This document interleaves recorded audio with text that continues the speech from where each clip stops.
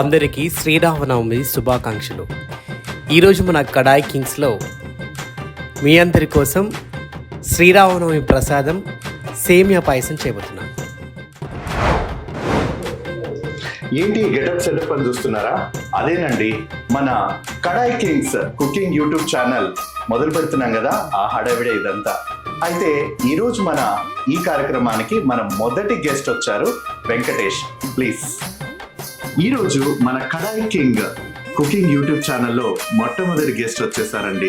తన పేరే వెంకటేష్. ఈ రోజు తను చేయబోయే వంట గురించి మనం అందరం కూడా తెలుసుకుందాం. నమస్తే వెంకటేష్. నమస్తే విష్ణు గారు. సో ఈ రోజు మన ఈ ఛానల్లో ఏ వంట చేయబోతున్నాం?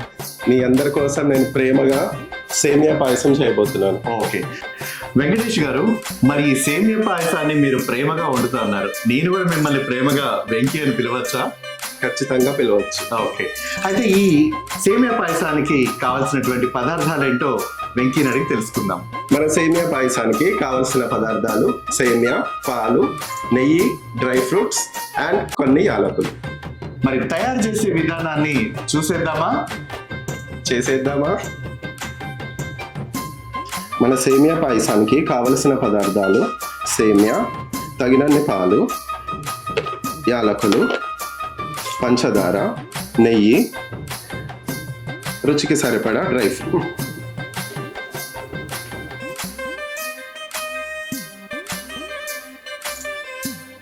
సేమియా పాయసం చేయడానికి ముందుగా స్టవ్ వెలిగించుకుందాం. మంటని సిమ్లో పెట్టుకొని నెయ్యి కొంచెం కరిగిన తర్వాత మన డ్రై ఫ్రూట్స్ని ఎంచుకుందాం.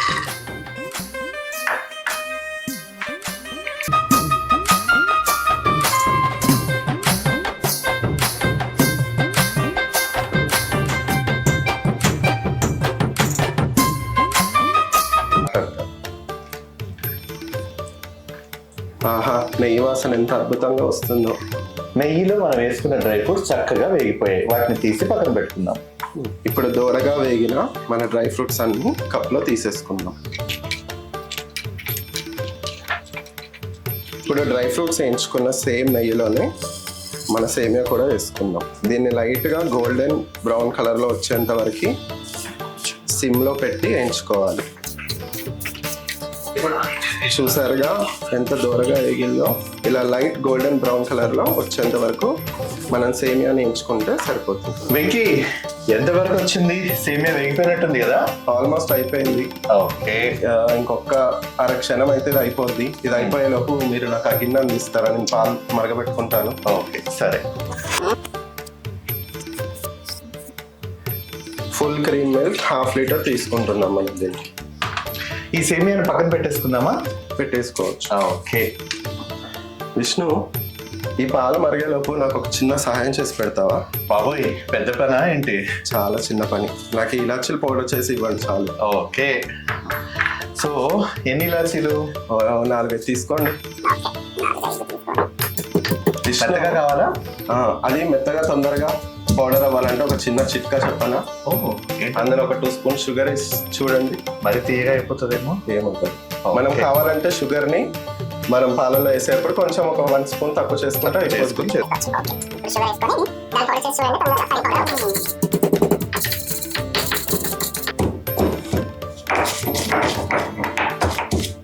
నీ చిట్కా పనిచేస్తుంది వెంకీ. కొంచెం చక్కెర వేసి ఇలా దంచేసేసరికి బాగా మెత్తగా ఇలాచి నలిగిపోయింది. నిజమే వెంకీ, నీ చిట్కా బాగా పనిచేసింది. కొంచెం చక్కెర వేయగానే బాగా మెత్తగా గ్రైండ్ అయిపోయింది. మంచి సువాసన కూడా వస్తుంది తెలుసా? చాలా మెత్తగా నూరేవు. మరి వెంకీ చిట్కా అంటే ఏమనుకున్నాం? వావ్,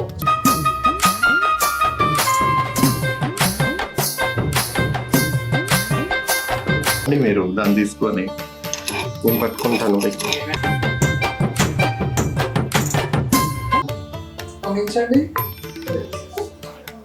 ఈ పాలు ఇలా మరిగిన తర్వాత మనం షుగర్ యాడ్ చేసుకుందాం. ఇంకా ఇది 1 లీటర్ పాలకి నేను 250 గ్రామ్స్ షుగర్ తీసుకుంటున్నాను.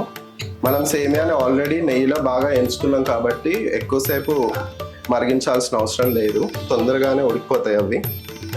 అది అయిపోయిన తర్వాత మనం నెయ్యిలో వేయించి పెట్టుకున్న డ్రై ఫ్రూట్స్ కూడా వేసేసుకుందాం. ఒక 2 మినిట్స్ ఇలాగే సన్నని మంట మీద దీన్ని కొద్దిగా ఉడకబెడితే అయిపోయినట్టే. ఈ మరుగుతున్న పాలలో ఇప్పుడు మనం వేయించిన సేమియాని వేసేసుకున్నాం కదా, ఇదొక సన్నని మంట మీద 5 to 6 మినిట్స్ ఉడకబెడితే సరిపోతుంది. సో మొత్తానికి మన పాయసం దగ్గర పడింది.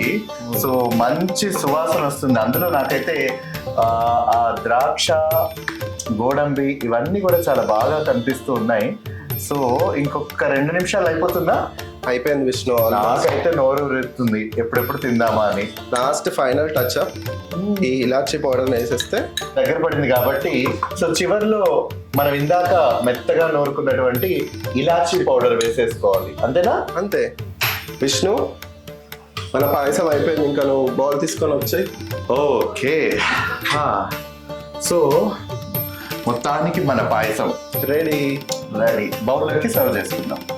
ఎస్, చూసారా, మంచి కమ్మటి నెయ్యి వాసనతో గుమగుమలాడిపోతుంది సేమియా పాయసం. అందరూ కూడా ఈ సేమియా పాయసాన్ని మీ ఇంట్లో చేసుకొని మీ ఇంటిల్లి పాది అందరూ కూడా ఎంజాయ్ చేయాలని మా ఈ కడాయి కింగ్స్ ఛానల్ తరఫున మేము అందరం కూడా